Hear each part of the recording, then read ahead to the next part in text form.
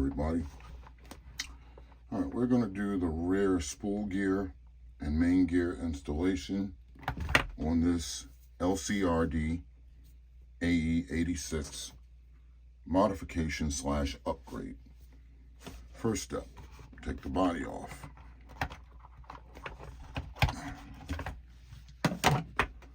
Push it to the side. Start disassembling this thing so we can get to it. Have to take the rear wheels off.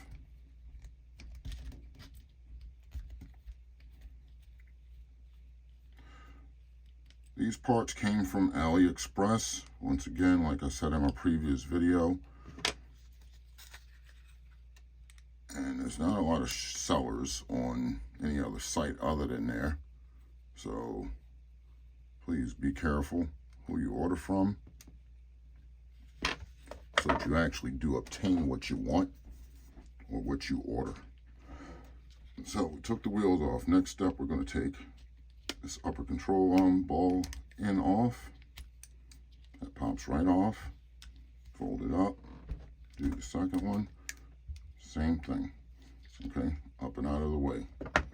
All right, I'm sorry about lighting. I was trying to use a newer model LED, but they put out a pulse that some of these cameras cannot deal with. All right, take your new drive axle out. Other side, pop the other one out. Okay, from here we have to remove screws. I don't know if y'all can see this, but there are 1, 2, 3, and 4 screws to get this rear gear casing off. Okay, so we're going to do that right now.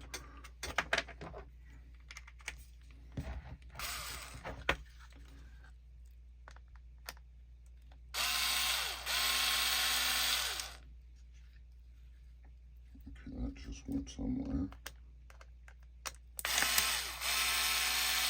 Bearing fell out. It's not a big problem at all.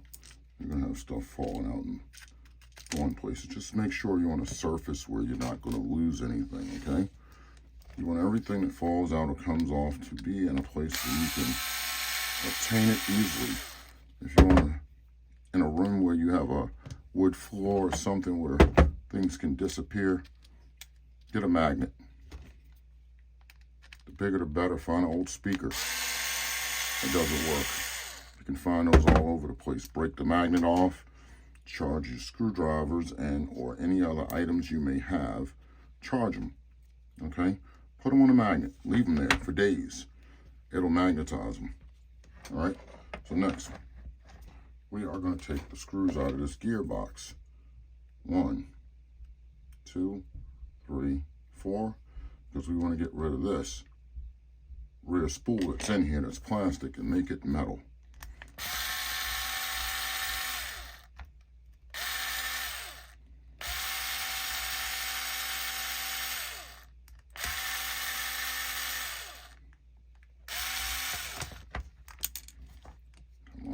Last screw. And this thing should come apart somewhat easily. No? Okay, we go from electric to manual. Let's see if that helps us. Yes, it actually does help. The screws are backing out easier like this, as opposed to with the electric driver.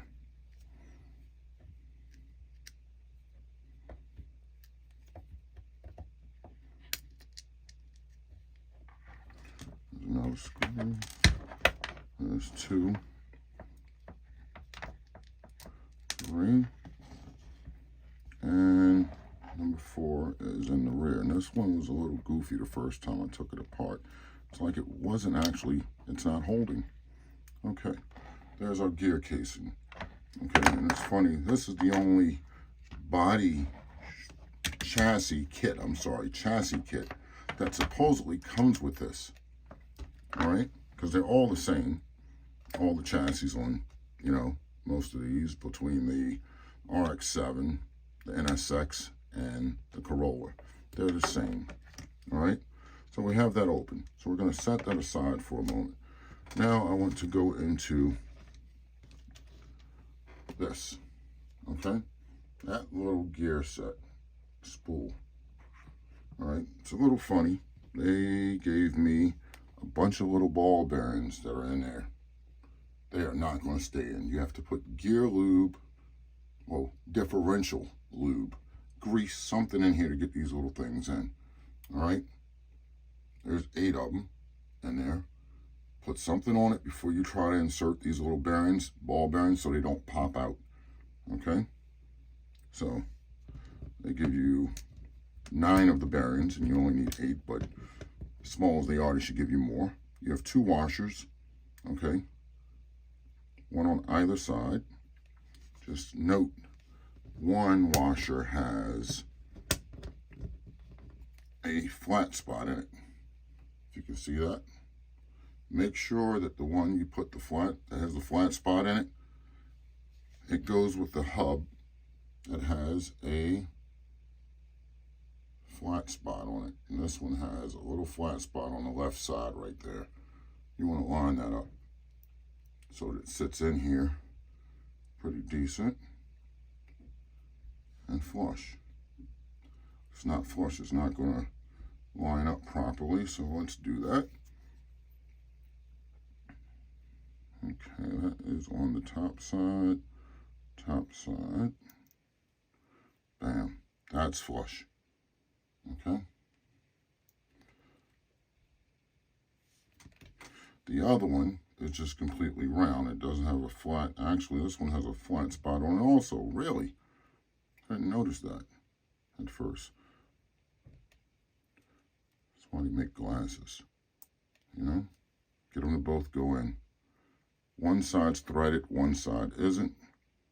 Find your threaded side. Set it down for a second because we are going to need what they gave us. They gave us a little bottle of Loctite.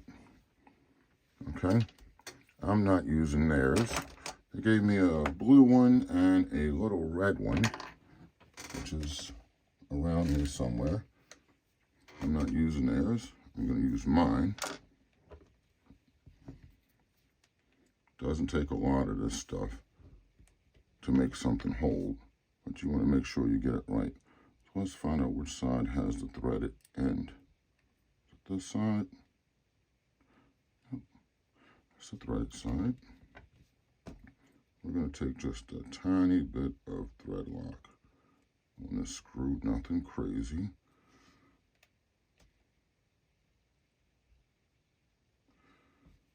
Just a tiny bit, put the cap back on it. We don't need this thing coming apart while it's in the car. Put your screw in.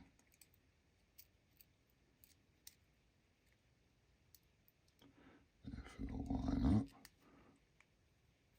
screw it in. Okay, that's together. Everything is set proper. Now, what I did notice with this little spool gear, you can set it like a diff, like it has a differential. If you Loctite it a little loose, it'll basically be like a slipper. It'll be like a slipper clutch.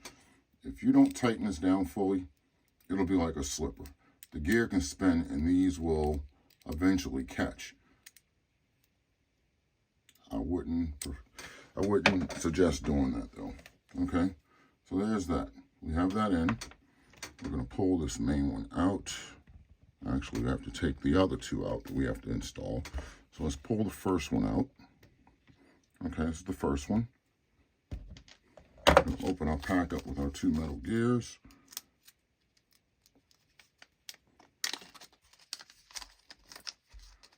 Pull these out. Okay, that is that one. This one would be this one. And then we have our main spool that needs to come out of there. Plastic. As opposed to metal. Now, I'm going to put this in. That has to go in first. Then we're going to put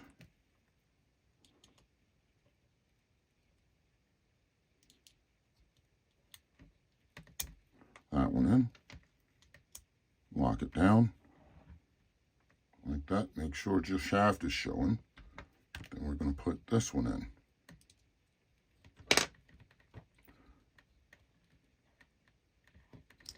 Okay.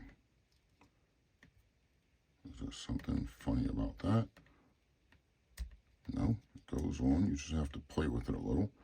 Now that we have all of that in, normally I put a little bit of grease in here or something. I'm just going to use a little bit of silicone diff fluid, just enough to coat stuff. Nothing crazy.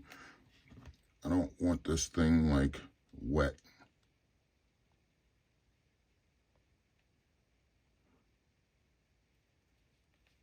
That's all I need, okay, for what I'm trying to lube this. Set up. Once I get that going, I can spin it a little. Try to lube the gears a little bit, nothing crazy. You don't want to strip anything, but you want some kind of lubricant on it.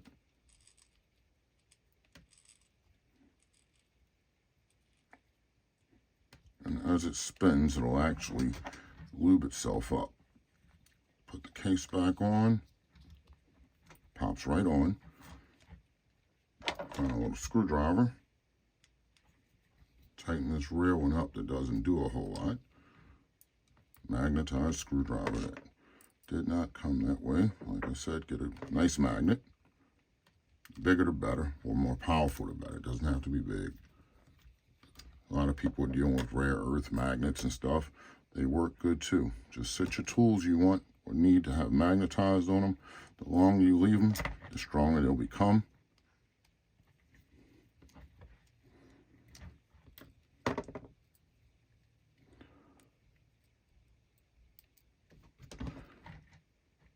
Last screw in here. Everything lines up perfectly. Now what I tend to do, even with some of my bigger vehicles, what I tend to do is this. When you have a closed gear case, axle, whatever, okay?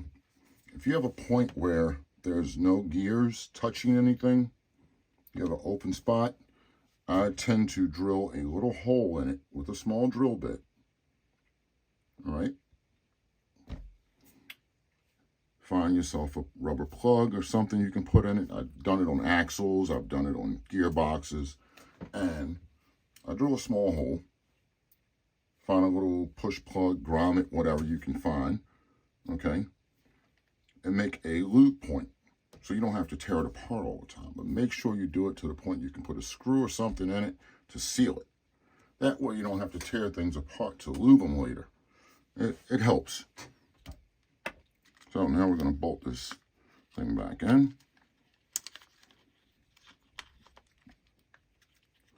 And give it a whirl, I believe, if I have my battery somewhere accessible. And all of this is, these upgrades are basically just upgrades I want to do because of this brushless system I put in here. Those plastic gears didn't sound too good when I was trying to operate it once I got the motor installed. And worst case, I didn't want those exploding in here. We do not need anything grenading inside of this thing or anything.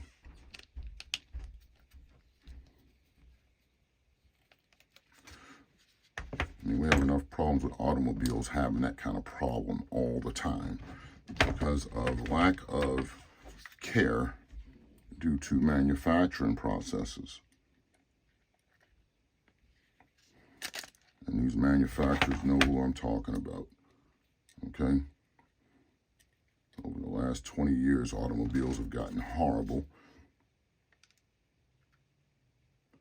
with the way they're actually designing and setting them up. They're not making them mechanic friendly. They never really did. in the last 25 or 30 years. They've gotten worse, but it is what it is.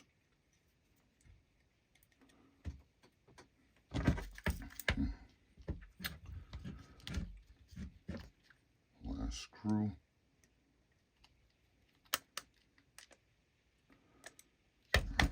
Screwdriver's too big for that.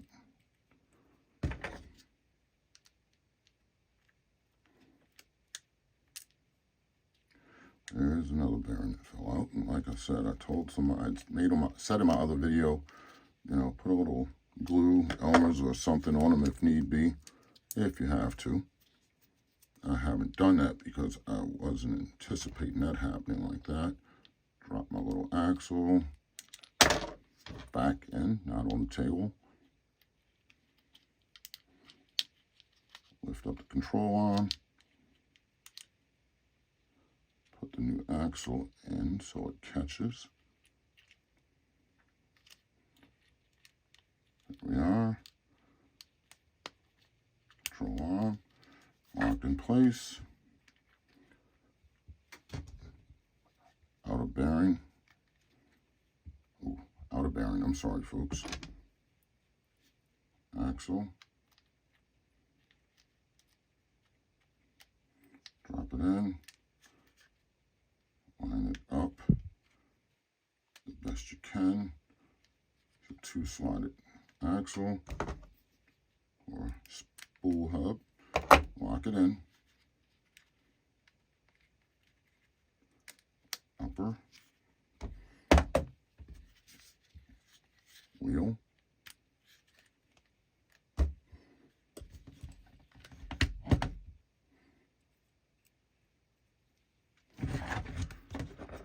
Wheel screw.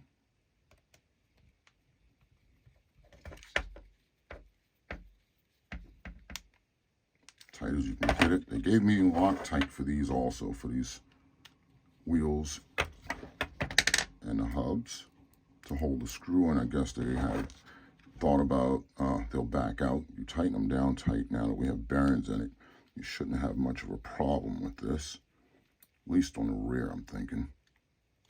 But now, what we have, it doesn't roll as smooth as it did. I guess we're going to have to break it in.